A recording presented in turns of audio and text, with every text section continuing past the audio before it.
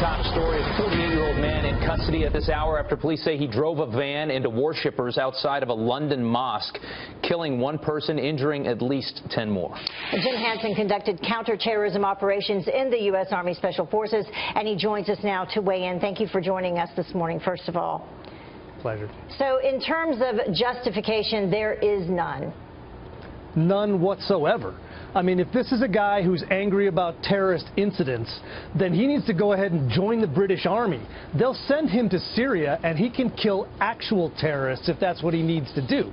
But running a van through a crowd of innocent civilians is absolutely disgraceful and makes him no better than the terrorists he's angry about. But let's talk a little bit about, where this anger came from. Obviously, in London right now, everybody's a bit disillusioned as they've seen continuing attacks. The frustration, how do you fight that frustration among the people and keep people from responding this way? Because people don't respond logically in situations like this sometimes. No, and there is legitimate frustration among the British people about the lack of response over the years from the British government and their security agencies. They're not doing what they need to. After the last terrorist attack, Prime Minister Theresa May came out and said, "We have been too tolerant of extremists in our midst." And this Finsbury Mosque has been a hotbed of that over the years. It's been well publicized and well known and has been horribly frustrating to the people. That doesn't justify any attack on it, but it does show why this might have been the target. And what do we know about security and the levels of security around mosque in the London area, around perhaps this particular neighborhood that you're just speaking of? Have they been stepped up prior to this attack? I think they do that regularly whenever there's attack because they have feared for a long time that there would be a counterattack. Now, in this case, it actually came true. In most of the other cases, there may have been harassment and other things, but not an actual terrorist attack, and that's what this was by someone in retaliation.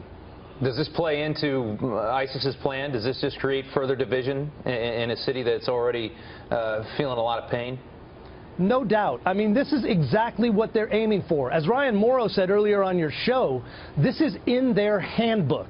They hope that they can create the kind of anger that causes a backlash and that causes attacks on the Muslim community to drive that community into their arms as their savior. This guy, no matter what he thought he was doing, made things demonstrably worse. So we've had the Manchester Arena attack. We've had the London Bridge attack. How should the president respond as Americans wake up this morning and they hear about this latest attack? What should President Trump say? President Trump should say exactly what he does in the course of any other terrorist attack, and that is attacking civilians, killing innocents is abhorrent and subhuman, and we will not tolerate it. If this was part of a larger conspiracy, it needs to be investigated and needs to be punished, but regardless, this is something that all decent people must condemn. All right, Jim Hansen, thank you so much for all that information this morning. We do appreciate it.